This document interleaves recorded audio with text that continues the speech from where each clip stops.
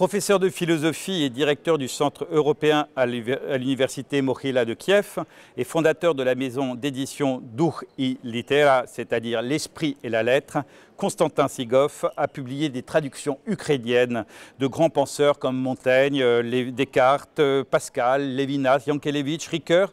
Depuis le début du conflit, il s'exprime sans relâche au sujet de l'invasion russe en Ukraine. Il est l'un des invités des dialogues européens au Champ Libre de Rennes. C'est en sa compagnie que nous allons examiner la version historique, mémorielle de ce conflit. Bonjour Konstantin Sigov. Bonjour. Alors, vous écrivez « Cette guerre innommable qui nous mobilise tous découle de l'abyssale tragédie qui, au XXe siècle, a soumis les peuples de l'Est au joug du totalitarisme soviétique. Elle signe le retour du système criminel dont le maître actuel du Kremlin s'est employé à refouler la mémoire comme la critique et qu'il veut réinstaurer. Donc, selon vous, Konstantin Sigov, le présent trouve sa source dans sa racine historique, c'est-à-dire l'État policier communiste que Poutine souhaite faire renaître. Oui, en effet, nous nous souvenons qu'avant l'agression en 24 février 2022, Poutine interdit Mémorial. D'ailleurs, société internationale, donc la France fait partie, continue aujourd'hui le travail des mémoires. Mémorial est toujours présent en Ukraine. Et j'ai affirmé aussi en quelle ville aujourd'hui on a le plus grand archive de KGB ouvert pour les spécialistes du monde entier, c'est Kiev. Ils sont fermés évidemment à Minsk et à Moscou, mais ils sont disponibles en Ukraine.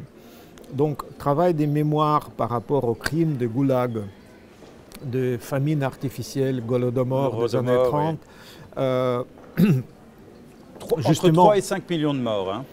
Nommé en tant que tel comme génocide par l'Assemblée nationale en France et par des dizaines d'autres parlements à travers le monde, c'est très important. Et à mon avis, éviter et empêcher et résister à la falsification de notre mémoire et de notre histoire, c'est vraiment essentiel.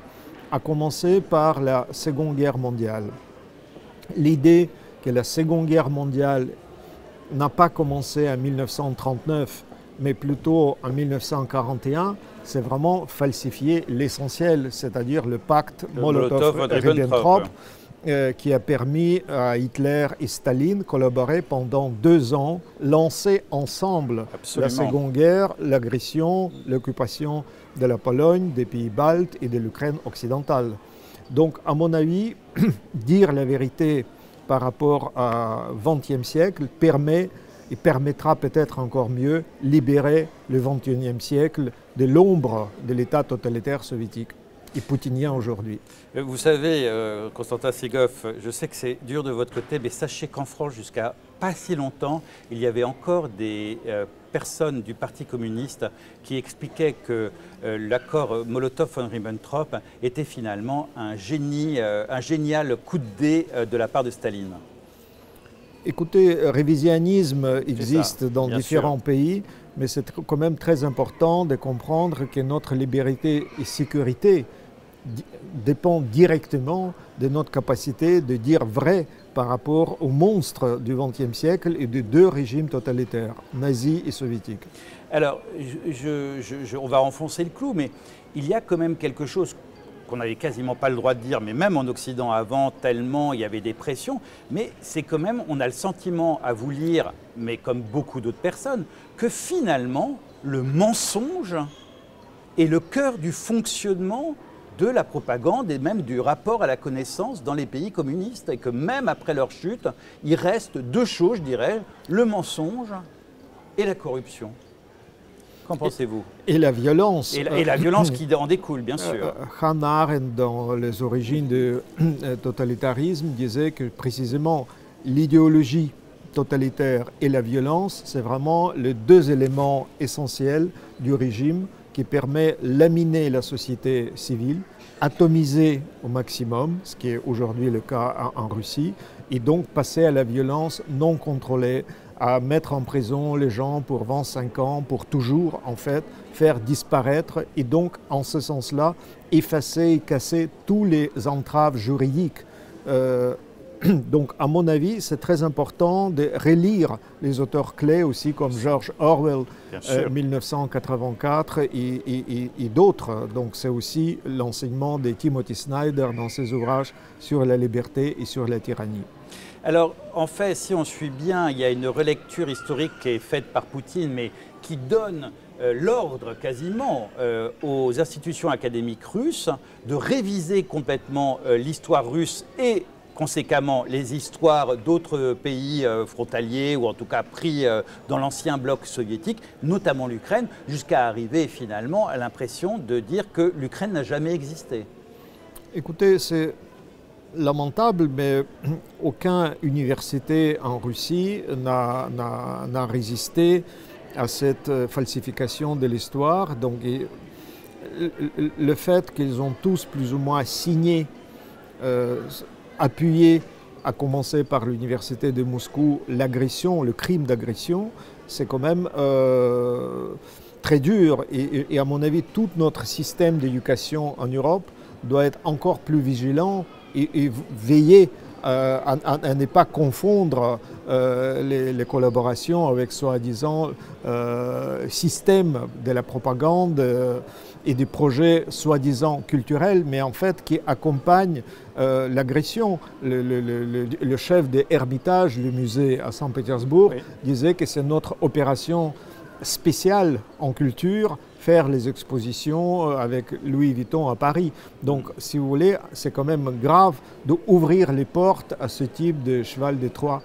Donc, en fait, vous êtes pour finalement remettre un mur de fer pour, au moins un moment, arrêter les échanges culturels avec la Russie, tant les échanges culturels sont pour la Russie des moyens d'essayer de diffuser des narratifs pro-soviétiques, pro-poutiniens. Vous savez, avec l'ironie d'Odessa, un très bon ami, grand poète d'ailleurs, il a dit que c'est le barbecue à la russe. C'est-à-dire il y a le fond, pic, oui. Voilà, il y a la pique métallique militaire. Et puis les tomates et tout ça, ça peut être les expositions, les différents types de légumes, mais ce qui fait quand même le fer de lance, c'est précisément l'action spéciale militaire. Donc si je comprends bien, quand vous dites tout ça est fondamental pour l'Europe et cette guerre nous regarde tous, c'est que votre démonstration consiste à dire tout ce qui va être une guerre contre la mémoire, une guerre contre l'esprit critique par la modification de l'histoire, desservira tout le monde, y compris l'Europe, et il faut donc tous se souder autour de l'Ukraine pour défendre l'Ukraine, mais avant tout défendre simplement un modèle de rapport à la vérité. Absolument. Prenons un exemple concret. À Perm, ville en Russie, on a fait musée du Goulag, de la ville qui s'appelait Perm 34, pour dire que voilà, c'était le camp soviétique avec plusieurs dissidents, d'ailleurs aussi bien le russe, des pays baltes, des géorgiens et des dissidents ukrainiens.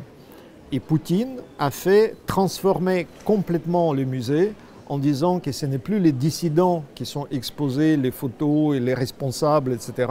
Ce sera complètement une falsification de l'histoire, à savoir performance économique des chefs de goulag mis en honneur, en exemple pour les services des FSB d'aujourd'hui. Donc à mon avis, et je connais les gens qui ont été complètement chassés de ce champ d'analyse des mémoires du goulag.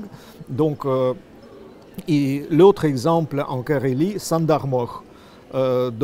Dimitriev était mis en prison, le procès était complètement falsifié et tout ce qu'il a fait au niveau des recherches de l'enterrement des victimes du système stalinien était complètement effacé.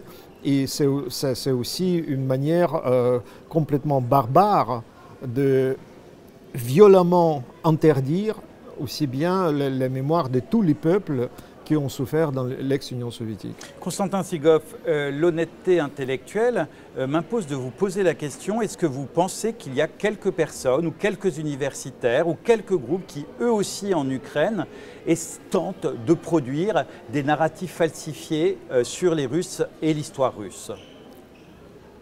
Je n'ai pas entendu parler.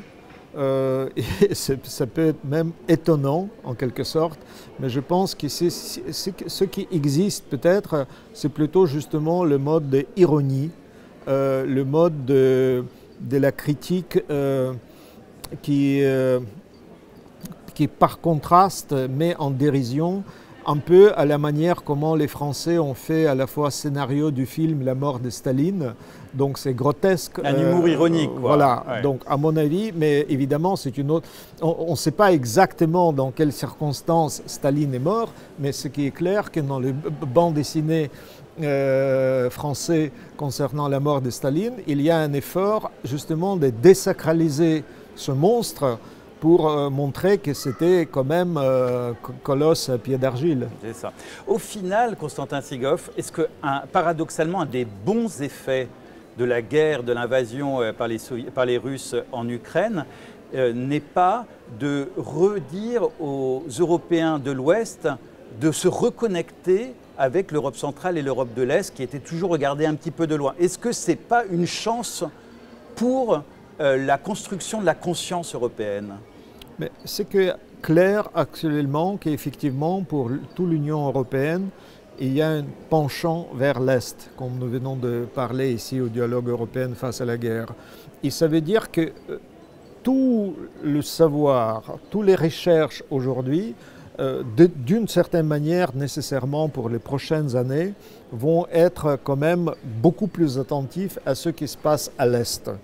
Et pas seulement, et ça veut dire savoir pas seulement sur la culture de Prague, Varsovie, Pays-Baltes, l'Ukraine bien sûr, mais aussi c'est une sorte de révision de notre manière d'analyser les lieux de mémoire, l'histoire, sciences humaines, le rapport entre, par exemple, vos collègues journalistes et le travail des juristes par rapport notamment à un innombrable crime de guerre que nécessairement on ne doit pas seulement écrire mais aussi juger. Bien sûr. Konstantin Sigov, pour finir, vous le savez, Faites-moi lire s'intéresse tout particulièrement aux livres et à la lecture. Pourriez-vous conseiller à nos téléspectateurs un livre qui vous a particulièrement fait aimer l'Europe et l'esprit de l'Europe? Écoutez, j'ai énormément aimé connaître personnellement quelqu'un qui est né à Rennes, Paul Ricoeur. J'ai eu une chance imméritée d'être son guide à Kiev, donc on a beaucoup marché dans les rues à Kiev. Je l'ai visité aussi près de Paris dans les Murs Blancs et j'ai publié 5 ouvrages de Paul Ricoeur. Donc le plus petit et le plus accessible, c'est l'autobiographie intellectuelle, mais je peux aussi recommander Soi-même comme un autre et Le Juste. Le Juste. À mon avis, c'est un homme juste. Et ce qu'il a écrit sur la justice, sur le geste qu'au début de toute la philosophie du droit, il y a le geste « c'est injuste ». C'est aussi un geste d'un enfant, d'un adulte je crois, de l'Europe. L'Europe doit tenir à ce geste que le juste soit écouté et pas seulement envoyé dans inexistence, qu'il soit inaudible. Et à mon avis, c'est une figure de très grande noblesse d'esprit. Et je suis très heureux de pouvoir publier 5 ouvrages de Paul Ricoeur en traduction en langue ukrainienne et je souhaiterais faire plus. Konstantin Sigov, c'était un grand joie et plaisir de vous accueillir. Nous vous remercions et je vous dis à tous à la semaine prochaine.